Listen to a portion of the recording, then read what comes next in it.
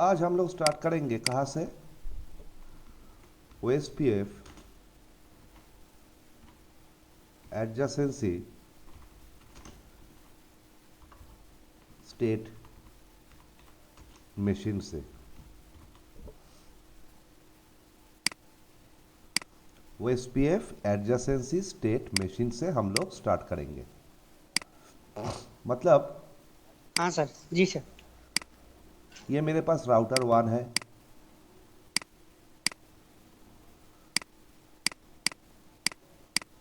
और ये है राउटर 2।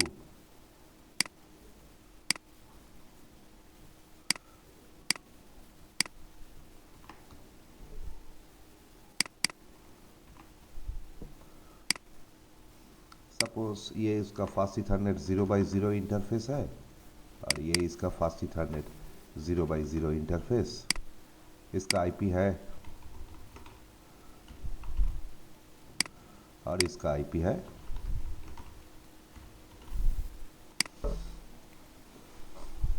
मैंने दोनों ही राउटर में ओएसपीएफ प्रोसेस को इनेबल किया और ये दोनों ही इंटरफेस को ओएसपीएफ में एडवर्टाइज किया है। तो उसके बाद कैसे इन दोनों राउटर डायरेक्टली कनेक्टेड राउटर के बीच एडजेसेंसी फॉर्म होगा।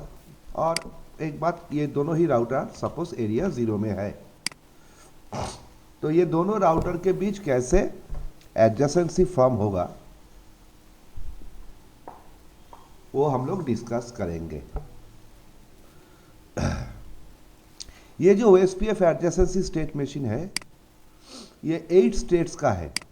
कितना स्टेट्स का? It is of 8 states.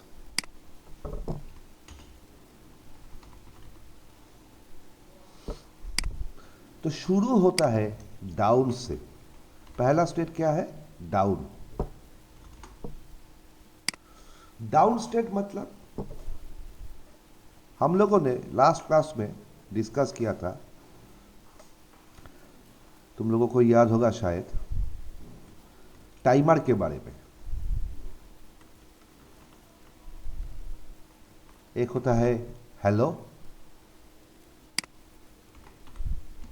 और एक होता है डेड इंटरवल। ओएसपीएफ का हेलो था एवरी 10 सेकेंड्स के बाद, और डेड इंटरवल था 40 सेकेंड्स के बाद। 40 सेकेंड्स मतलब हर एक राउटर अपने नेबर को, डायरेक्टली कनेक्टेड नेबर को, हर 10 सेकेंड में हेलो मैसेज भेजेगा, और विद इन 40 सेकेंड्स अगर उस नेबर से कोई हेलो नहीं आया तो उस नेबर को राउटर डाउन डिक्लेयर करेगा। तो पहला स्टेट क्या है? डाउन।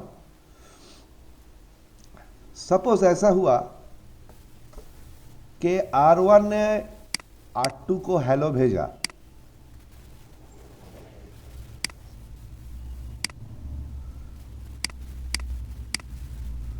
R2 भी R1 को हेलो भेजा,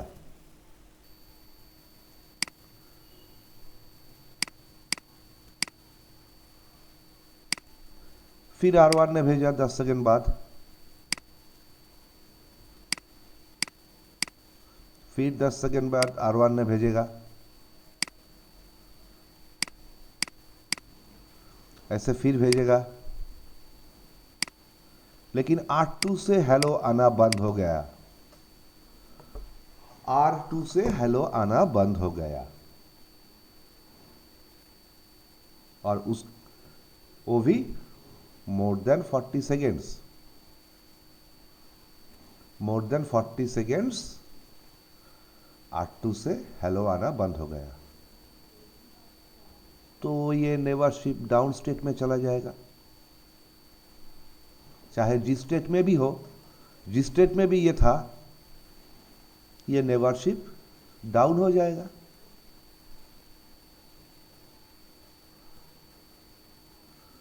मतलब 8 जैसे जैसे सर कोई हम बोल सकते हैं कि लिंक डाउन। बहुत कारण हो सकता है।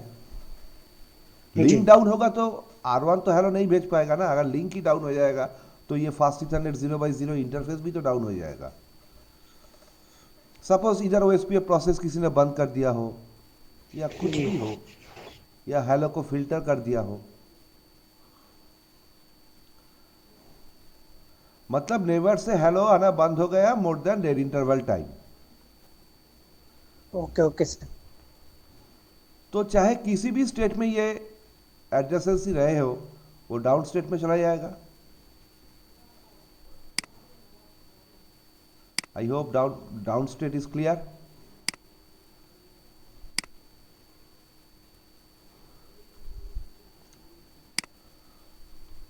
नेक्स्ट आएगा, अटेम्प्ट को छोड़ो अभी, इनिट। नेक्स्ट आएगा इनिट।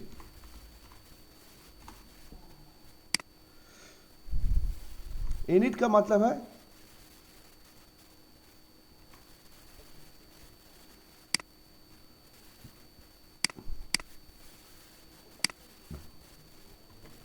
R1 से पहला हेलो मिला R2 को, और R2 से भी पहला हेलो मिला R1 को। हम लोग देखे हैं कल कि हेलो में बहुत सारे इंफॉर्मेशंस रहते हैं। हेलो पैकेट में एक इंफॉर्मेशन रहता है, कुछ इंफॉर्मेशन रहता है नेबर एडजेसेंसीज के, और कुछ इंफॉर्मेशन रहता है, और एक इंफॉर्मेशन रहता है लोकल राउटर आईडी का। मतलब R1 के जो हेलो मैसेज है उसमें R2 का राउटर आईडी होना चाहिए, और R2 का जो हेलो मैसेज है उसमें R1 का राउटर आईडी होना चाहिए। सपोज ये मान के चलते हैं इसका राउटर आईडी है 1.1.1.1, राउटर आईडी के बारे में हम लोग डिस्कस करेंगे, और इसका राउटर आईडी है 2.2.2.2। लेकिन ये जो तो हेलो एक्सचेंज हुआ है इसमें वो राउटर आईडी में जो हेलो R1 ने भेजा उसमें R2 का राउटर आईडी नहीं है, और जो हेलो R2 ने भेजा उसमें R1 का राउटर आईडी नहीं है। That is init state.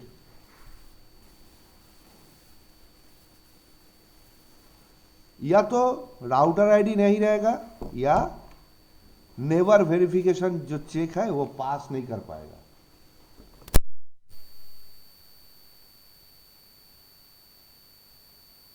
या तो राउटर आईडी नहीं है, या तो नेबर वेरिफिकेशन जो चेक है, जो पैरामीटर्स चेक है वो पास नहीं कर पाया, तो इनिट स्टेट में ही स्टक हो जाएगा, आगे नहीं बढ़ पाएगा। So this is a permanent state when hello parameters do not match.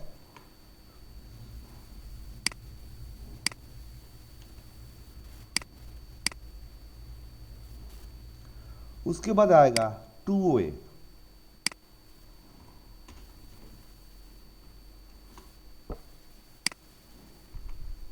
2A मतलब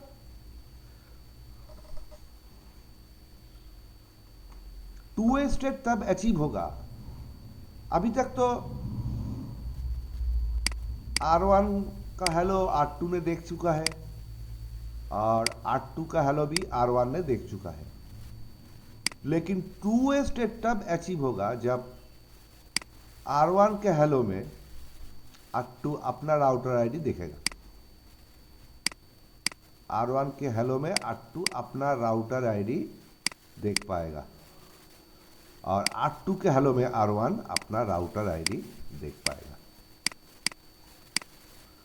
this is 2A state. This is 2A state. जो स्टेट जिसके लिए इनिट स्टेट में ही स्टक हो गया था, वही दो कॉज है जो 2A स्टेट में ले आएगा। एक तो एक दूसरे के हेलो में खुद का राउटर आईडी देख पाएगा, और नेबर एडजेसेंसी के लिए जितने सारे पैरामीटर्स है, सारे पैरामीटर्स के वेरिफिकेशन चेक पास हो गया।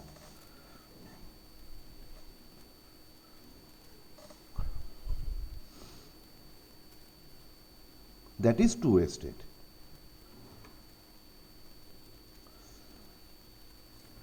एक बात हम लोग को याद रखना पड़ेगा कि ये जो टू वे स्टेट है, ये टू वे स्टेट में ही डीआर और बीडीआर का इलेक्शन होता है। ये ही टू वे स्टेट में ही क्या होता है, क्या है डीआर बीडीआर सब हम लोग जानेंगे।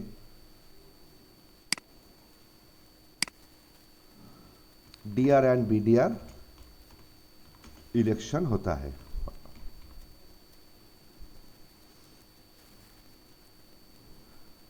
For broadcast and non broadcast network.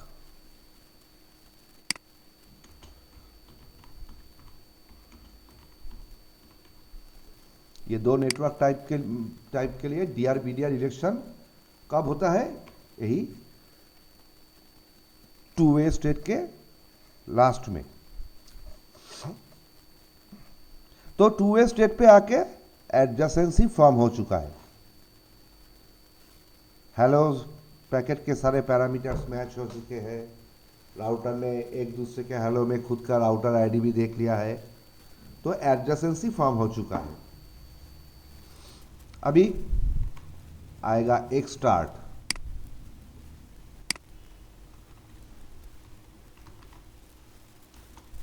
एक स्टार्ट स्टेट। इस स्टेट में ये दोनों राउटर के बीच एक को मास्टर चुना जाएगा और एक को स्लेव चुना जाएगा। एक को मास्टर चुना जाएगा और एक को स्लेव चुना जाएगा। One will be master, another will be slave. Master कौन बनेगा? जिसका राउटर आईडी हायर है।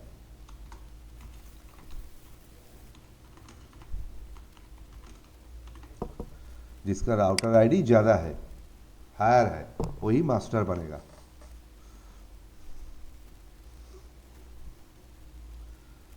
लेकिन ये मास्टर और स्लेव क्यों बना गए? क्या जरूरत है ये मास्टर और स्लेव इलेक्शन का? क्योंकि अब डेटाबेस एक्सचेंज होगा।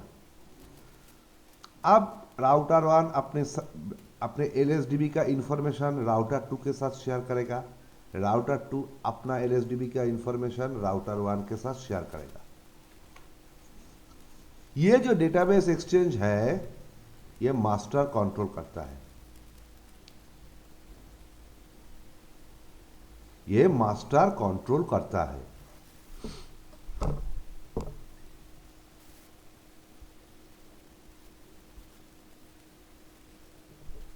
नेक्स्ट आएगा एक्सचेंज। इसके बाद आएगा क्या? एक्सचेंज।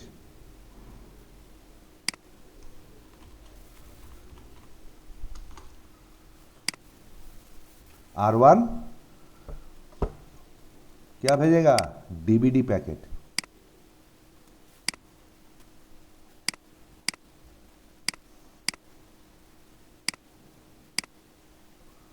मतलब R1 अपने एलएसडीबी में जो कंटेंट है उसका हेडर्स R2 को भेज रहा है कि देखो भाई, मेरे पास ये सारे इंफॉर्मेशन है मेरे एलएसडीबी में।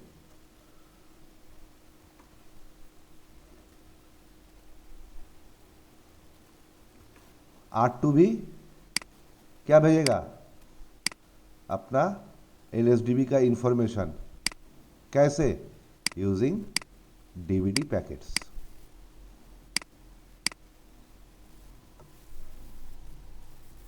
यूजिंग डीवीडी पैकेट्स कि देखो भाई, मेरे पास एलएसडीबी में इतने सारे इंफॉर्मेशन है, ये सब इंफॉर्मेशन एक बार चेक कर लो अपने एलएसडीबी से।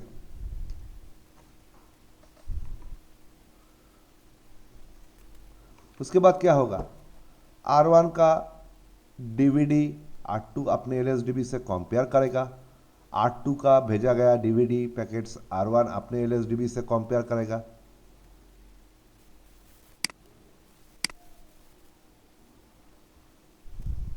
उसके बाद क्या आएगा, लोडिंग। और एक्सटेंड स्टेट में क्या होगा, अगर R1 के पास कुछ मिसिंग है, R2 का डीबीडी पैकेट कंपेयर अपने LSDB से कंपेयर करने के बाद R1 ने देखा कुछ इंफॉर्मेशन उसके LSDB में मिसिंग है, तो R1 क्या भेजेगा, R1 लिंक स्टेट रिक्वेस्ट भेजेगा। किसको, R2 को।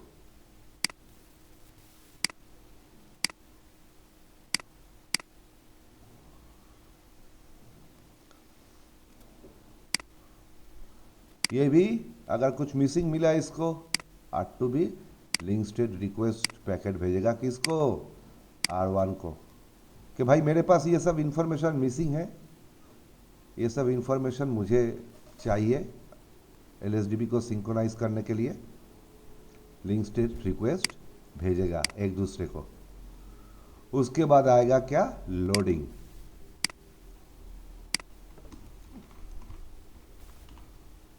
लोडिंग में क्या होगा,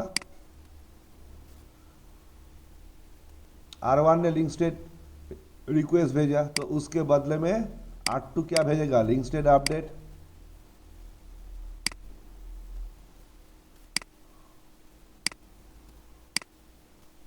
actually link state update packet के अंदर क्या रहेगा, LSA। R2 ने जो लिंक स्टेट रिक्वेस्ट भेजा है उसके बदले R1 क्या भेजेगा, लिंक स्टेट अपडेट।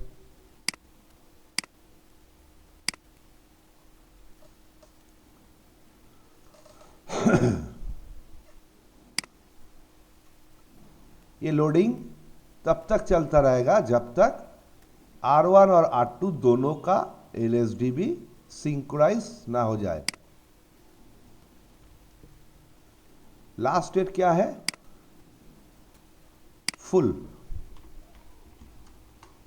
फुल मतलब R1 और R2 दोनों का ही डेटाबेस अभी सिंक्रोनाइज्ड है टोटली, मतलब दोनों का ही विश्वास है कि दोनों का ही डेटाबेस में सेम इंफॉर्मेशन है। उसके बाद राउटिंग टेबल कैलकुलेशन स्टार्ट होगा। उसके बाद राउटिंग टेबल कैलकुलेशन स्टार्ट होगा।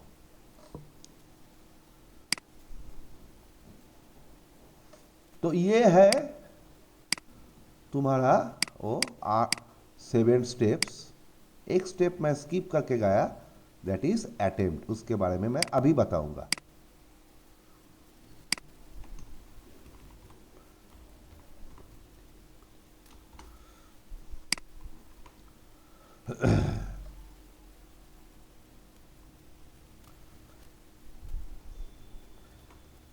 जनरली OSPF में नेबर को एक राउटर अपने नेबर डायनामिकली डिस्कवर कर लेता है यूजिंग हेलो। यूजिंग हेलो एक राउटर अपने नेबर को डायनामिकली डिस्कवर कर लेता है। और हम लोग जानते हैं हेलो डेस्टिनेशन IP क्या यूज़ करता है, मल्टीकास्ट IP यूज़ करता है, कल हम लोगों ने देखा है। लेकिन कुछ नेटवर्क्स है जिसमें मल्टीकास्ट ब्रॉडकास्ट सपोर्ट नहीं करता है, जैसे non broadcast multi access network.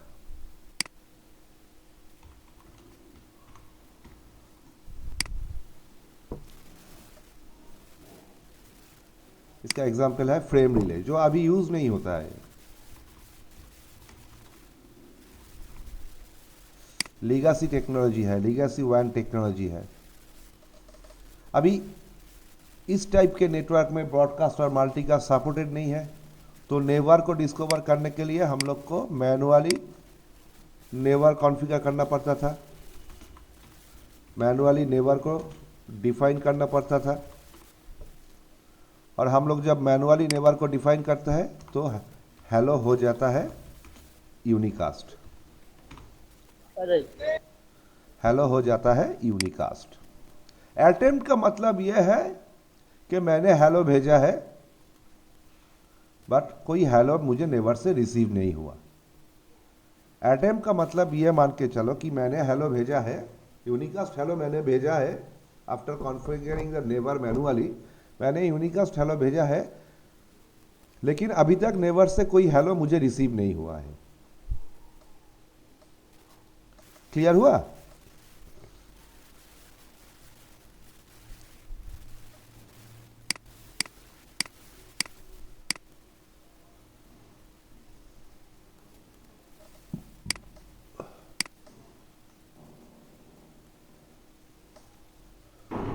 इधर तक क्लियर हुआ?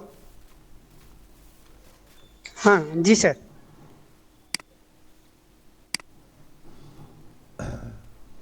चलो अभी OSPF के राउटर आईडी जो बताया मैंने, वो राउटर आईडी क्या है? और राउटर आईडी क्या है? हर एक राउटर का एक यूनिक आइडेंटिटी है। हर एक राउटर का एक unique identity.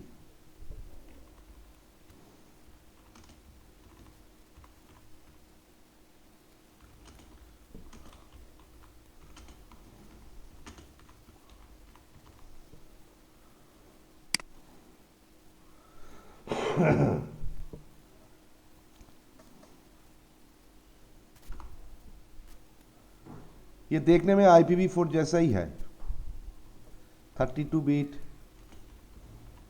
Dotted decimal format में ही रिप्रेजेंट होता है। और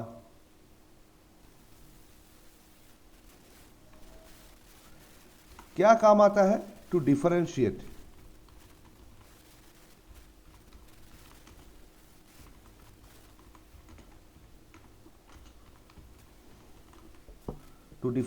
बिटवीन OSPF राउटर्स। बहुत सारे राउटर्स है, उसको एक दूसरे के साथ डिफरेंशिएट कैसे करेंगे? Using router ID. इसको हम लोग मैनुअली भी कॉन्फ़िगर कर सकते हैं, और ये डायनामिकली भी असाइन हो सकता है। But without router ID OSPF process start नहीं होगा। Without router ID OSPF process start नहीं होगा। तो मैनुअली हम लोग कैसे कॉन्फ़िगर करेंगे राउटर आईडी? ये एक राउटर है,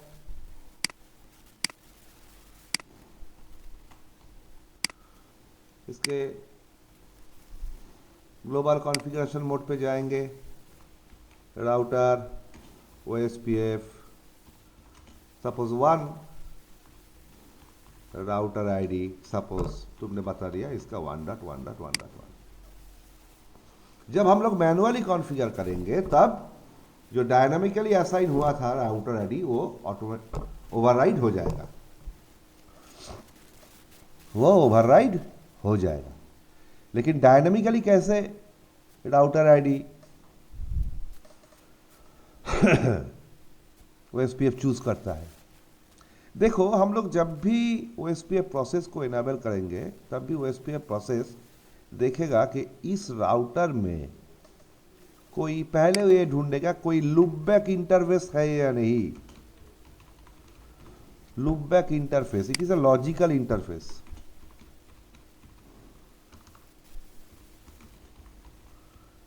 it is a logical interface. हम लोग टेस्टिंग पर्पस क्रिएट करते हैं, जैसे ये राउटर आईडी, ये सब बनाने के लिए। तो पहले देखेगा कोई लूपबैक इंटरफेस है या नहीं। अगर है, कितने हैं? सपोज 2 है। सपोज इस राउटर में 2 लूपबैक इंटरफेस है। एक का आईपी मैंने दिया 10.10.10.10 और दूसरे लूपबैक का मैंने दिया 20.20.20.20।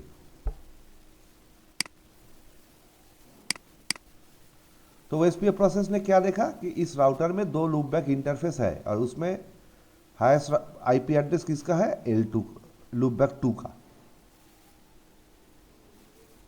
तो ये राउटर क्या करेगा? राउटर का OSPF प्रोसेस क्या करेगा, इसका राउटर आईडी बना लेगा, किसको, इसको बना लेगा। इस R1 का राउटर आईडी क्या बन जाएगा, 20.20.20.20। ठीक है, अभी OSPF प्रोसेस मैंने इनेबल किया तो उसने देखा कि इस राउटर में कोई लूपबैक इंटरफेस नहीं है जिसमें IP कॉन्फ़िगर है, तो वो ढूंढेगा फिजिकल इंटरफेस।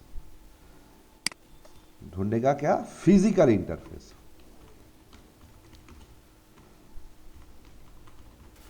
जो आप स्टेट में है।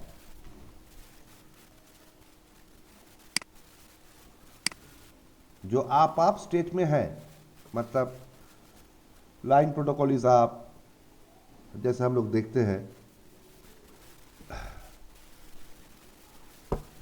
सपोज इस राउटर में 2 फिजिकल इंटरफेस है, एक है फास्ट इथरनेट 0x0 और एक है फास्ट इथरनेट 0x1। इसका IP है सपोज 12.0.0.1 और इसका IP है सपोज 13.0.0.1। अभी इन दोनों में सबसे बड़ा कौन है,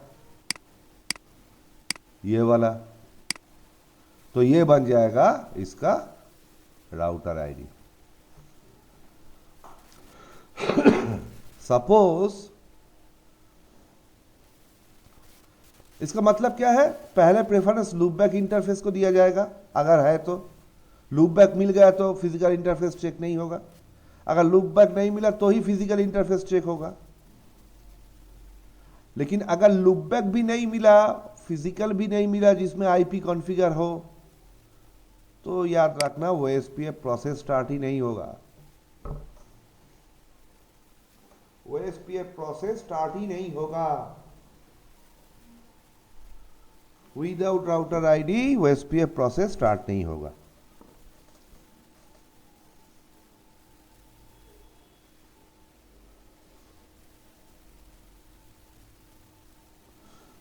अभी ये तो मैंने बताया डायनामिक मेथड।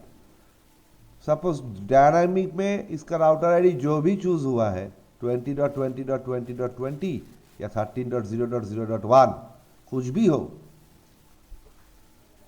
अगर मैं मैनुअली कॉन्फ़िगर करूंगा राउटर आईडी तो ये ओवरराइड हो जाएगा, मतलब ये नहीं रहेंगे, यही बन जाएगा राउटर आईडी। तो चलो एक बार देख लेते हैं राउटर आईडी।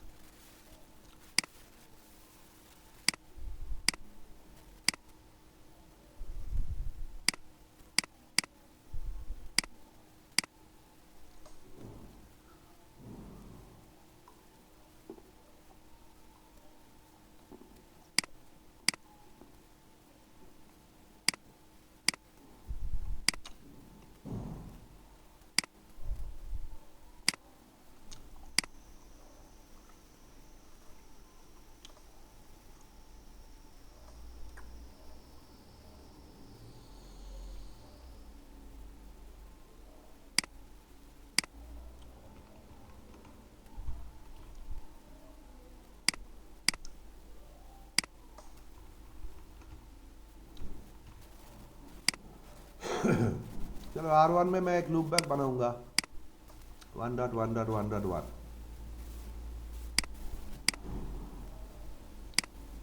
तो चलो पहले देखते हैं।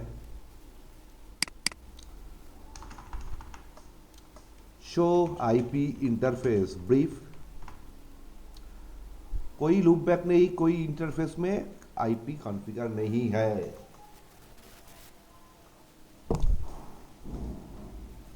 तो चलो मैं OSPF प्रोसेस को स्टार्ट करना चाह रहा हूं। सर राउटर OSPF, suppose 1, क्या दिखा रहा है? OSPF process 1 failed to allocate unique router ID and cannot start. उसको राउटर आईडी चाहिए प्रोसेस को स्टार्ट करने के लिए। अच्छा चलो मैं इंटरफेस फास्ट इथरनेट 0x0 में ये आईपी कॉन्फ़िगर करता हूँ। Interface fast ethernet 0x0 IP address 12.0.0.1 255 255 255 0 exit. मैंने फिर ये OSPF प्रोसेस को इनेबल करना चाहता हूँ।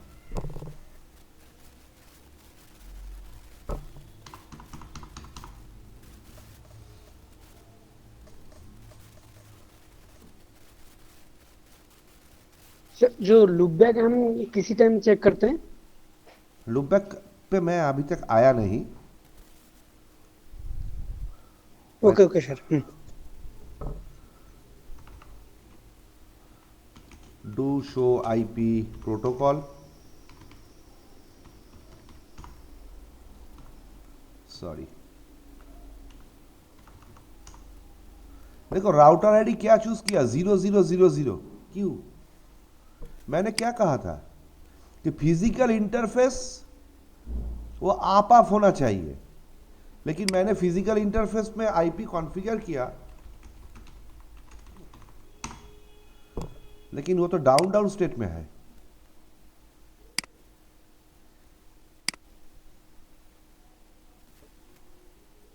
तो चलो इसको interface fast ethernet 0x0 no shot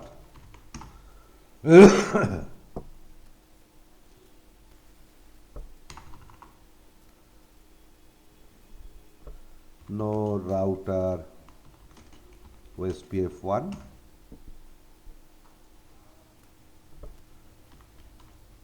router OSPF 1 do show IP protocol. देखो राउटर आईडी क्या लिया? फिजिकल इंटरफेस का आईपी। तो अभी चलो मैं फिर से OSPF प्रोसेस को बंद करता हूँ। अभी एक लूप बैक कॉन्फ़िगर करता हूँ। Interface loop back 1 IP address 1.1.1.1।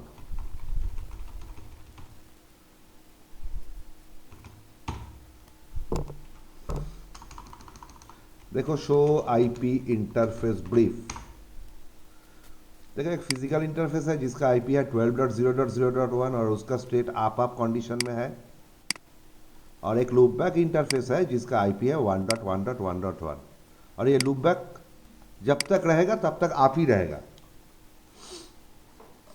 मतलब लूपबैक इंटरफेस बना के उसको, इसका कोई फिजिकल एग्जिस्टेंस नहीं है।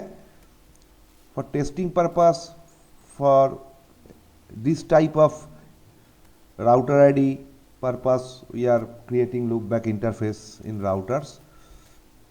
so इसको क्रिएट करके तुमको नो शाउट डाउन कमांड देना नहीं पड़ेगा। तो चलो अभी OSPF प्रोसेस को इनेबल करते हैं। Router OSPF 1 show IP protocols. कौन सा लिया? लूपबैक का आईपी। न्यूमेरिकली हायर तो ये था, लेकिन इसको नहीं लिया क्योंकि मैंने पहले ही बताया पहला प्रेफरेंस किसको देगा? लूपबैक इंटरफेस को। लूपबैक नहीं रहेगा तो फिजिकल को देगा, जैसे पहले दे रहा था। अभी चलो मैनुअली कैसे सेट करेंगे। Router OSPF 1 router ID 11.11.11.11 show IP protocols. Change हुआ?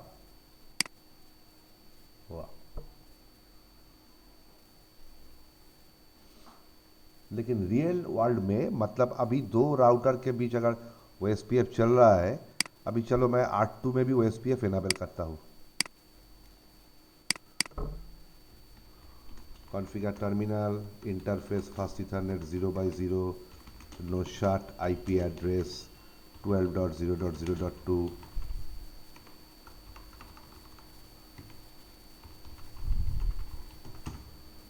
exit router OSPF to network 12.0.0.0, उसके बाद वाइल्ड कार्ड मास्क, उसके बाद area.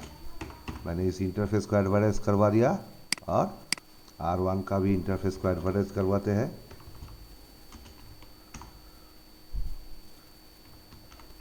Router OSPF1 network 12.0.0.0 area 0।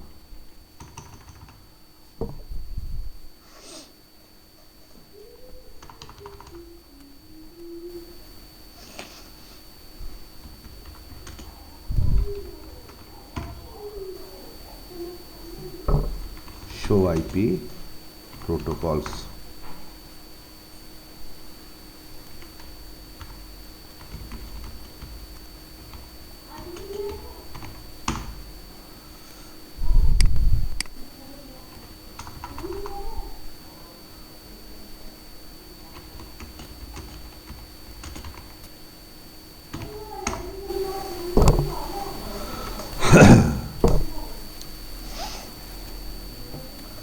देखो लोडिंग हो गया, लोडिंग टू फुल। तो अभी तुम मैनुअली चेंज जी करने सर। कोशिश करो। Router OSPF1 router ID, suppose इसका राउटर आईडी चेंज कर रहे हो तुम, ये देना चाह रहे हो। इस क्या कह रहे हैं, रीलोड और use clear IP OSPF process command for this to take effect, क्योंकि अभी ये राउटर दूसरे राउटर से कनेक्टेड है। मतलब अभी R1 का आइडेंटिटी क्या है R2 के पास 11.11.11.11, तो तुम ऐसे ही अचानक आइडेंटिटी चेंज नहीं कर पाओगे। ठीक है, तुमने कमांड दे दिया शो IP प्रोटोकॉल्स, देखो उसमें अभी तक इफेक्ट नहीं लिया। कब लेगा, जब तुम OSPF प्रोसेस को रीस्टार्ट करोगे, जब तुम OSPF प्रोसेस को रीस्टार्ट करोगे या क्लियर करोगे। क्योंकि अभी इस नेटवर्क में R2 के पास R1 का आइडेंटिटी है 11.11.11.11। अभी मैंने मैनुअली कॉन्फ़िगर कर दिया इसका आइडेंटिटी 111.111.111.111। तो ये R2 को कैसे पता चलेगा? तो हम लोग क्या करेंगे, clear IP OSPF process, yes, reset होगा, नया एडजेसेंसी फॉर्म करेगा, पहले डाउन, उसके बाद नया एडजेसेंसी फॉर्म होगा फिर से।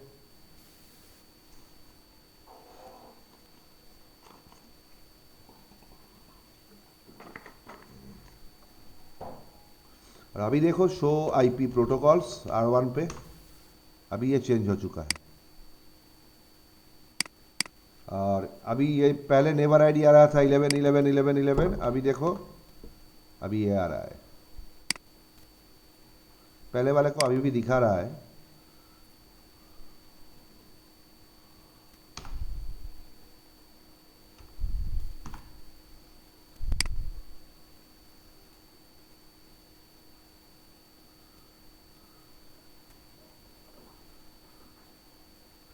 क्लियर हुआ राउटर आईडी? जी सर। OSPF नेटवर्क टाइप्स,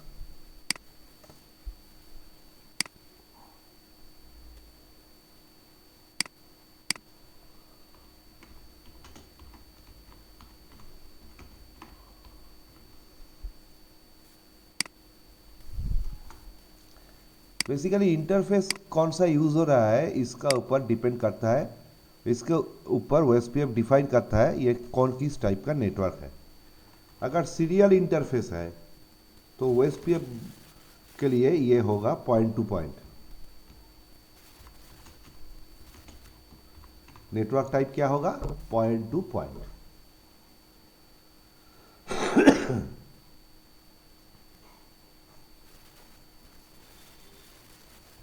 अगर इथरनेट या फास्ट इथरनेट कुछ भी होगा तो उसके लिए एसपीएफ के लिए ये नेटवर्क होगा ब्रॉडकास्ट टाइप नेटवर्क।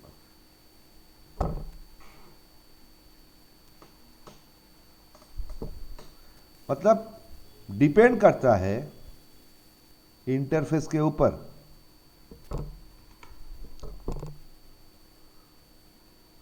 अगर फ्रेम रिले इंटरफेस है, फ्रेम रिले इंटरफेस है तो होगा non broadcast.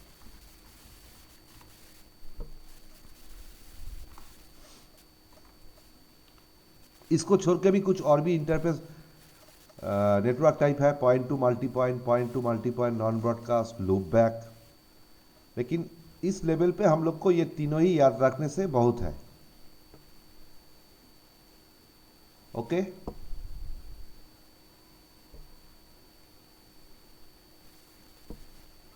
Okay sir.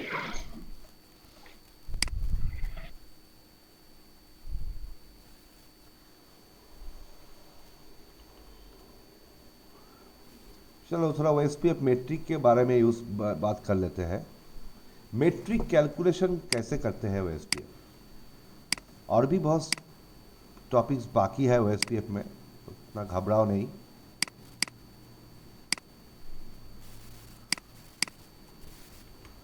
SPF metric calculation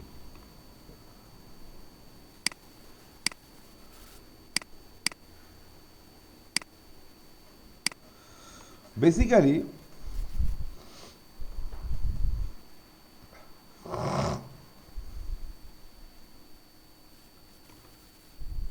metric calculation के लिए ओएसपीएफ एक रेफरेंस बैंडविड्थ यूज करता है।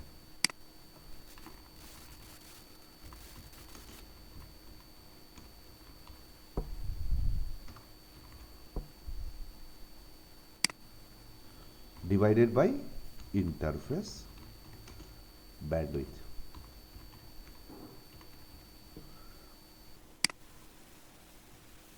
और ये रेफरेंस बैंडविड्थ है 100 Mbps। अभी तुम्हारा फास्ट इथरनेट लिंक होगा तो divided by 100 Mbps equal to क्या निकल के आएगा? 1। ये 1 का है cost of the interface. Suppose ये तुम्हारा एक राउटर है, ये एक राउटर है और ये एक राउटर है।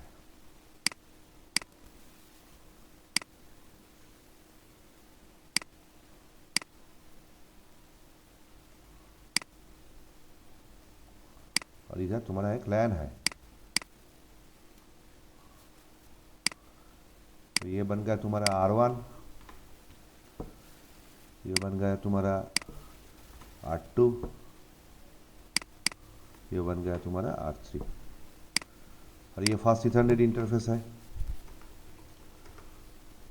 ये भी फास्ट इथरनेट है।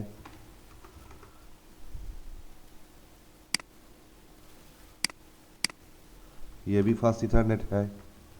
सपोज ये इथरनेट है,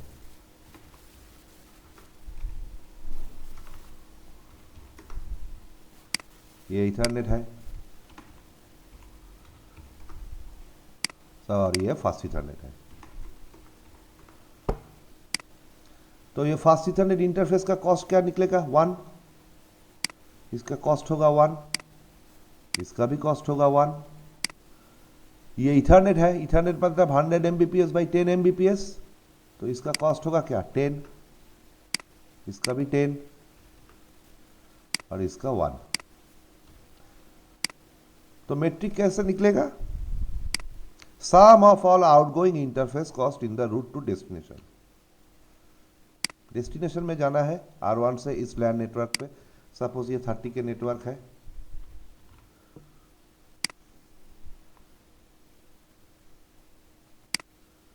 डेस्टिनेशन में जाने के लिए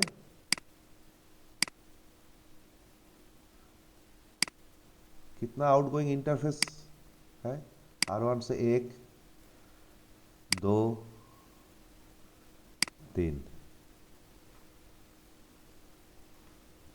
तो कॉस्ट कितना हुआ 1 प्लस 10 प्लस 1 कितना हुआ 12. So that's your, 12. so this is the way how OSPF calculates the metric. Clear हुआ? हाँ हाँ बिल्कुल सर. अभी OSPF लोड बैलेंस,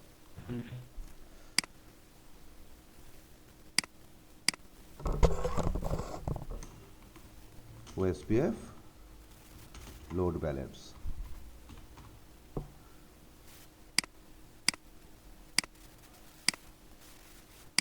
ये एक राउटर है,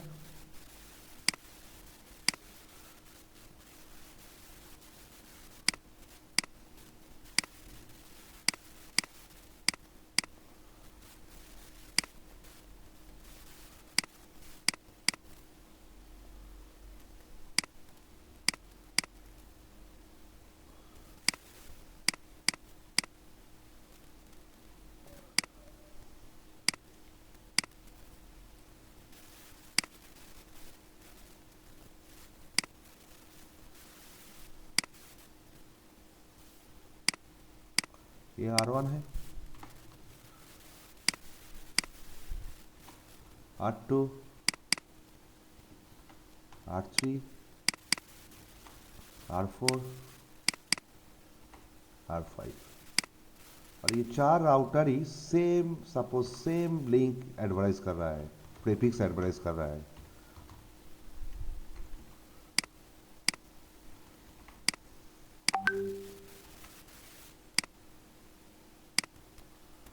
और ये चारों ही लिंक है फास्ट इथरनेट लिंक.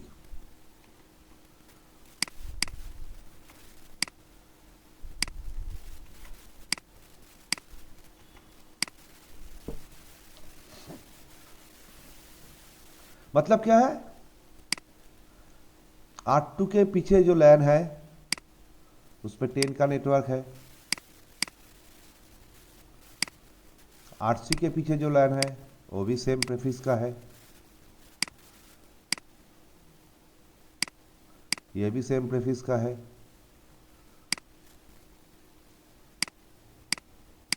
ये भी सेम प्रीफिक्स का है.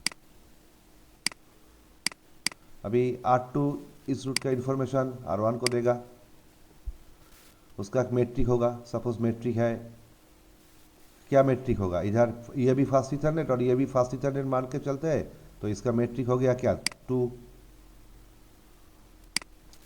R3 अपना इस लैन का इंफॉर्मेशन इसको देगा, इसका भी मैट्रिक 2 होगा. R4 देगा, इसका भी मैट्रिक 2 होगा, और R5 भी देगा, इसका भी मैट्रिक 2 होगा. प्रीफिक्स सेम है 10.0.0.0/24.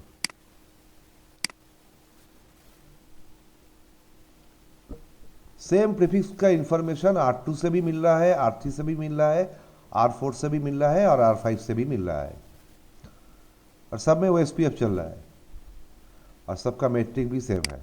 तो क्या करेगा राउटर 1 अपने राउटिंग टेबल पे ये चारों ही रूट इंस्टॉल कर लेगा. इसको कहता है OSPF लोड बैलेंस, क्योंकि चारों का ही मैट्रिक सेम है. इधर हम लोग देखेंगे शो आईपी प्रोटोकॉल्स, उसमें दिखाएगा मैक्सिमम पाथ 4.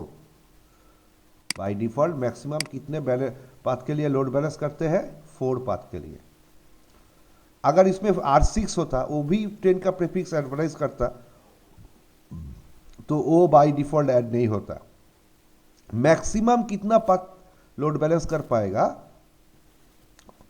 वो डिपेंड करता है एक तो राउटर के हार्डवेयर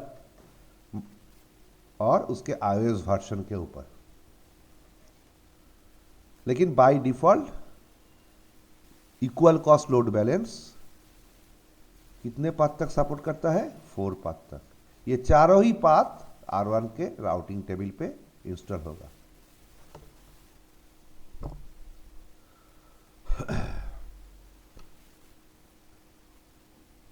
क्लियर हुआ?